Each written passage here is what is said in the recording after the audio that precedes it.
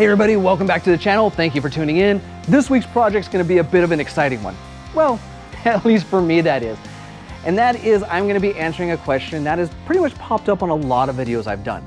For those of you that have been following me for a while, I'm sure you've seen some of my other videos with the R35 where in the comments section you see someone post, hey, when are you going to paint those fenders? Or more accurately, for the love of God, paint those fenders.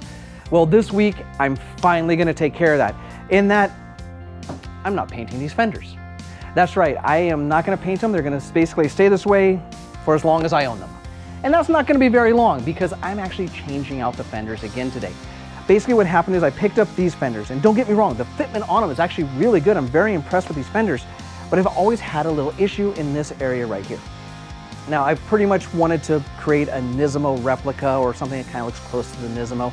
And so I picked these up because there's some carbon fiber vents that go right here that are part of the NISMO design. Now the point of those vents is to basically get the air pressure that builds up in the wheel arches out, because if you go fast, the air gets compacted in there, has nowhere to go, it lifts your suspension. So by having the vents, it basically keeps your suspension more level. My issue with these though, is that the carbon fiber vents that came with these fenders basically glue on top, which means they kind of sit up off the fender, and I just really don't like the look.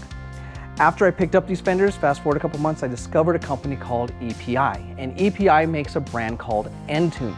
And it's recognized by the GTR community as basically being the best NISMO replica parts you can get on the market. I did contact the owner, and I found out the reason why that is he actually got his hands on a real NISMO R35 and did 3D scans of the original parts himself. That's why they fit well, and they look the most like any of the NISMO parts you're gonna find on the market. And that's what I'm going to be installing today. However, two things before I get started. One, if you'd like to see more automotive, particularly GTR and S14 content, don't forget to subscribe to the channel. And two, if you'd like to support the channel, I do have the JD Archer shop. If you go to jdarcher.bigcartel.com, you can see a limited selection of t-shirts I've designed that are for sale, and all proceeds go to funding the build. So if you want to see me do more stuff to the R35, go ahead and check that out. But with that out of the way, let's start making this car look better. The first thing I want to do before we get started is the same thing I do in just about all of my other videos when I show you how to work on, well, really any car, and that's run you through all of the tools and products you're going to need to get this job done. The reason why I do this is I never want to have you basically do the same project on your car and then find yourself in a situation where you've taken the car apart and realize that you need a tool or a product, and all of a sudden you're calling up all your buddies looking for a last minute ride to like Pep Boys or Lowe's or whatever to get whatever you need to finish the job. Now to do this job, you're going to require a little bit more than some of the other jobs I've done on this car. Of course, the main thing you're going to need, you may already have, is your standard toolkit. For those of you who've been following the channel for a while, you know I use Craftsman. I love that whole no questions asked tool replacement program, which I've used quite a bit and saved me some money. The next thing you're going to need is something you may not have in your kit, and that is a Dremel tool or a rotary tool, depending on your preference. And the reason why is we are going to have to drill some holes into the new fender for the bolting points, as well as for mounting the badges and the vent here. So you will need one of these, as well as probably a drill. The next product you're going to need is something I'm going to recommend if you just have a GTR in general, even if you're not doing this particular project, and that is the Megan Racing low profile ramps.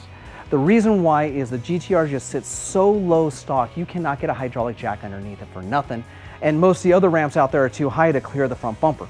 Fortunately, Megan Racing released these. They are the perfect height that'll basically clear the front bumper and give you enough height to get a hydraulic jack underneath your car to get it into the air.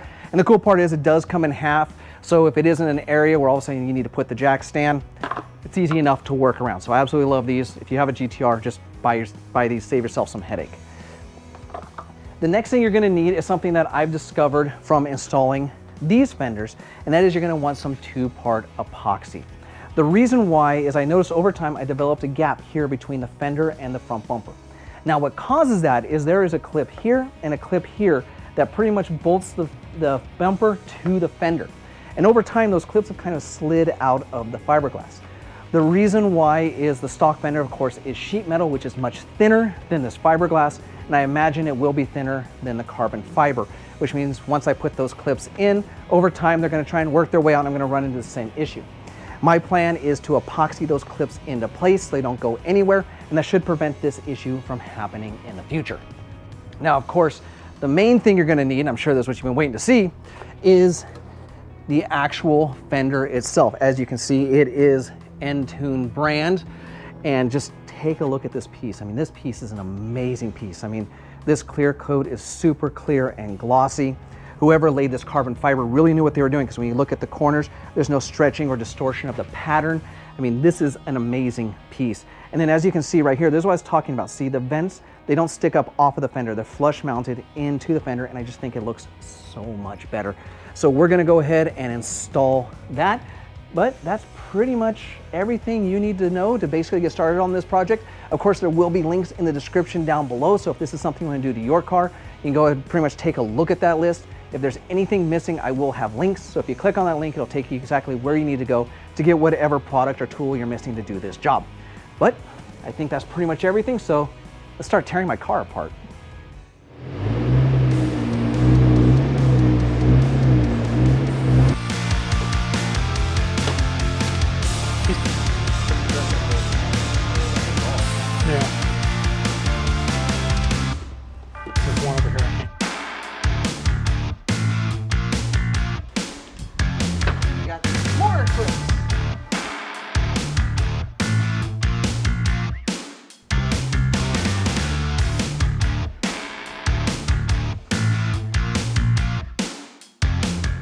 Real quick before I jack up the GTR, the cool thing that Nissan did do with this car is it gave you actual jack points. So very much when you run the jack underneath the front, there's going to be a bar that's visible. You can jack up from there. And then they gave us specific spots on both sides of the pinch welds behind the tires where you can put the jack stand. And they're designed for that so you don't damage your car while you're jacking it up. So Nissan did do something really cool with the GTR for that.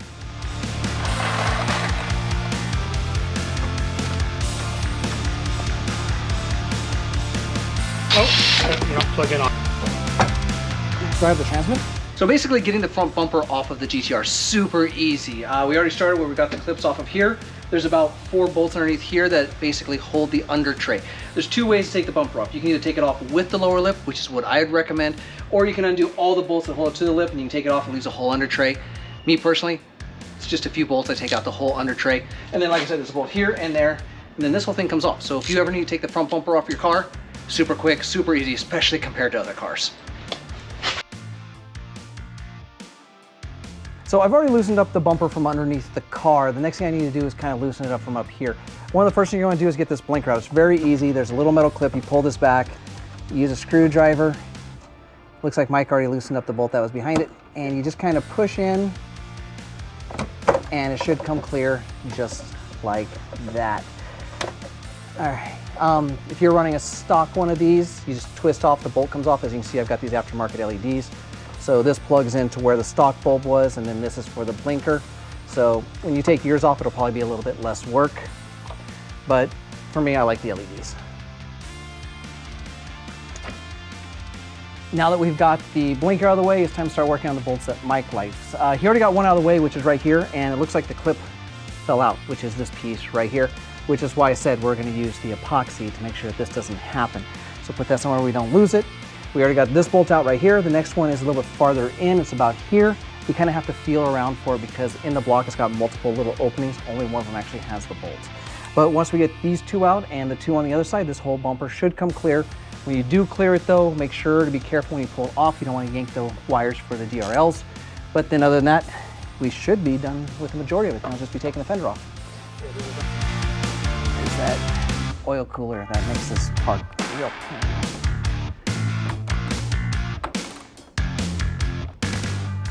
All right, and this DRL is clear also. So once Mike finishes with the other side, this whole bumper should be cleared to come off.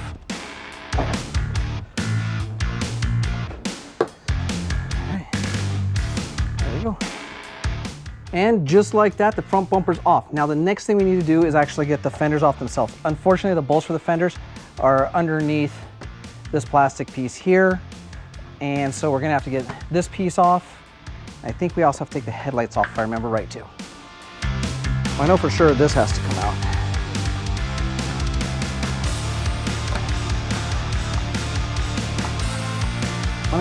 That's what I wanted. There we go. As you can see, the 10 millimeters are exposed. Plus we also have the ones that are behind the door as well.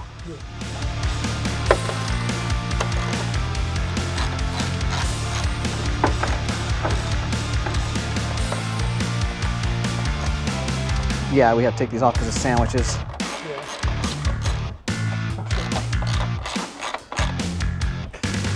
Oop, see, here's that piece again. So that's why we're going to epoxy it in there.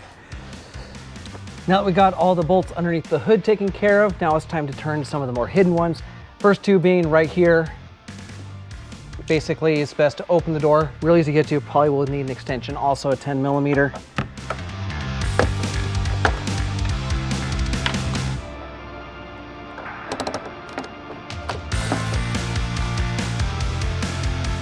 All right, and then the last two, we actually have to take off the side skirt to get to. They're actually underneath the side skirt up here near the front. All right, so we're almost clear with the fender. You know, we basically got the bolts out here. We got the bolts out at the top. We just got the ones behind the door. The last two are actually hidden. They're right here, actually behind the side skirt. So you're gonna take out a clip here, and then there's a whole bunch of Phillips head that runs along the length. Now you don't need to remove the entire side skirt if you don't want to. Basically what I'm gonna do is just remove them up to a certain point where I can get it clear and get those last two 10 millimeter bolts out of the way.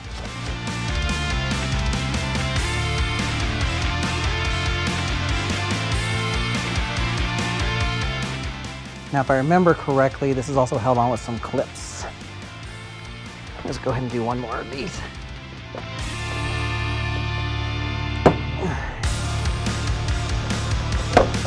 There we go.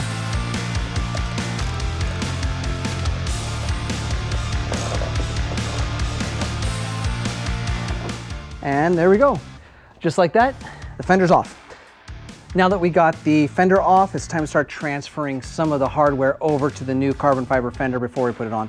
The main things being there's basically a clip thing right here that pretty much is what helps sandwich the bumper to the fender. And then of course we got the vent and the badge. So fortunately, these have already been transferred over before. If you go back to my video where I worked on the stock fender, these were a real pain to get off. Like the tape they use is very, very strong. I am using some 3M body tape, but it's not nearly as tough as it was to get it off. If you are doing this on stock fenders, I heavily recommend picking up some fishing line. That way you can kind of fish it underneath the tape to kind of break it loose. I also used a heat gun if you have access to that. But for now, these should come off pretty easily. Yeah, see, this tape isn't nearly as tough as the stuff that Nissan uses, but it works good enough. I've been driving around for quite a while. None of these have ever fallen off.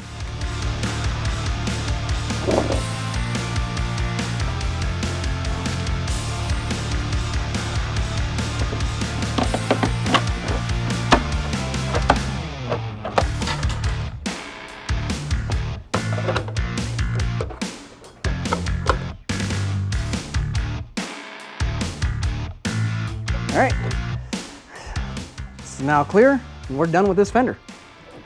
All right, first things first, let's see if this fits in. Oh, very nice. Yes, it does. All right, so I'm gonna need some of my 3M tape, lie it through down here, up there. This should snap into place. I'm gonna have to drill the holes for the GTR badge though.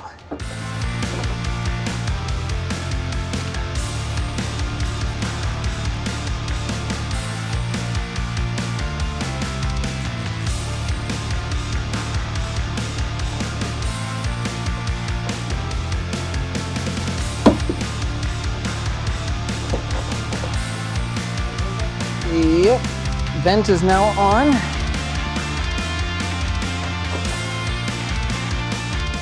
So moving forward, we're gonna have to use some caution. So we're dealing with carbon fiber here. This is stuff you don't want in your eyes. This is stuff you do not want in your lungs. So I got an N95 mask, protective lenses for my eyes, because I'm about to drill some holes because the GTR badge has some guide rods in it. So it did not come pre-drilled, so I'm gonna have to do that, and I'm saying so a lot.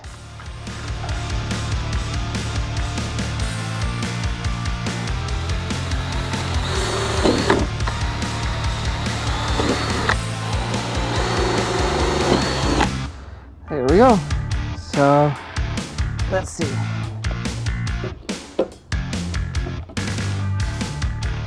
So this one needs to be made a little bit wider. Looks like it was designed to be oblong, round drill.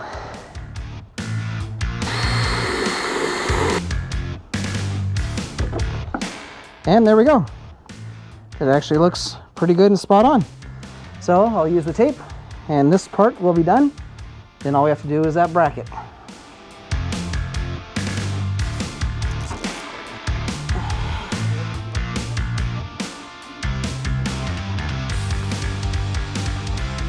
Got my GTR badge, it's looking pretty good.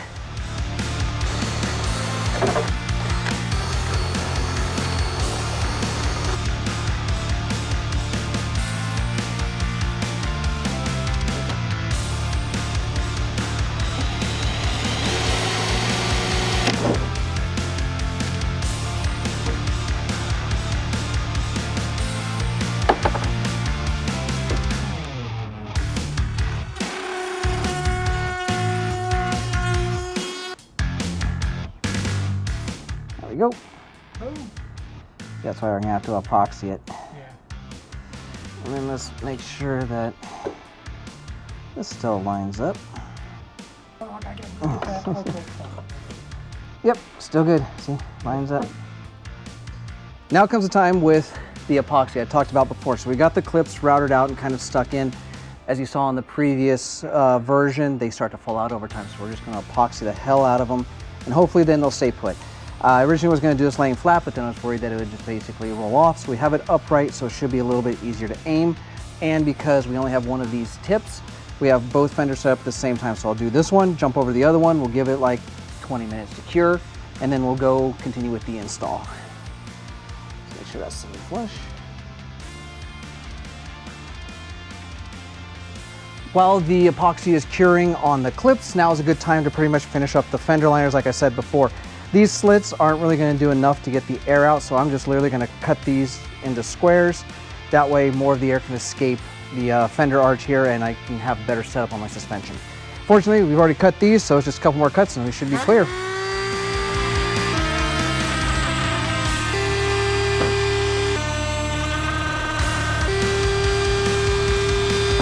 And just like that, we're done.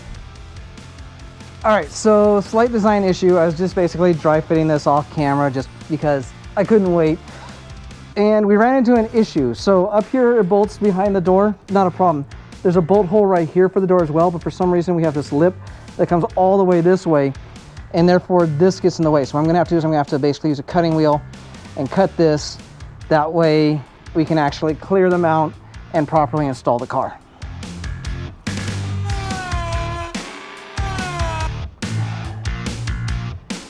All right, let's see if that fixed the issue.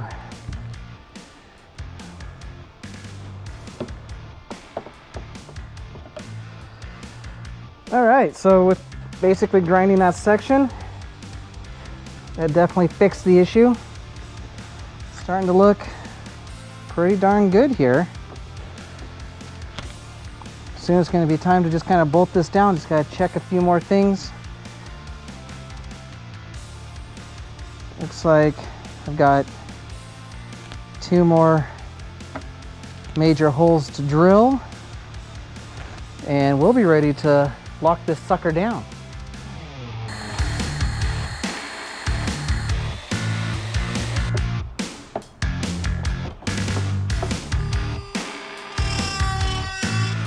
All right.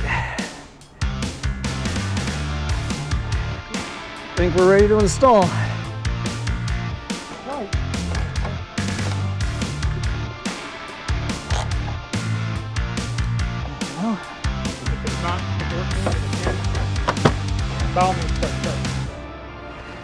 All right, so that should be locked down. Let's go ahead and see what the hood looks like. Yeah, the body line's not bad. Yeah. And this is a lot better, this area. See one problem. What's that? I can maybe find one locked in. A little off right there. Right. What are you talking about? Right here. Oh, I mean, that's so minute. Yeah, but it's like when you're right in front, it kind of stands out. Like come right here and look at it. Like nose on. Could just be the lighting is perfect. Oh, I see. It's the height, Yeah. not the... Yeah, it's not. One count, but you can't find any further. I mean, there's nothing we can do. That's just how... I mean, that's... I mean, It'll it's not probably bad. may like work itself in once it. I doubt it. All right, so passenger side's in. Time to do the driver's side, and then we'll put this whole bitch back together. Whew. Okay, so we have both fenders on now. They're lined pretty darn well. We closed the hood just to make sure that it would close, and it did. Now for the fun part, putting the bumper back on. We'll see what this car looks like with the full carbon fiber fenders. I am gonna have to be very careful. Mike and I are gonna two-man this because there's metal right at the bumper where it basically slides in right here. And I do not want to scratch this clear coat, and I was not smart enough to bring masking tape. So we're gonna go ahead and put this bumper on. Once it's on, shouldn't take us but a few moments to basically re-clip it back up, put on the tires, and we're done, and you'll get a good look at the EPI NTune fenders.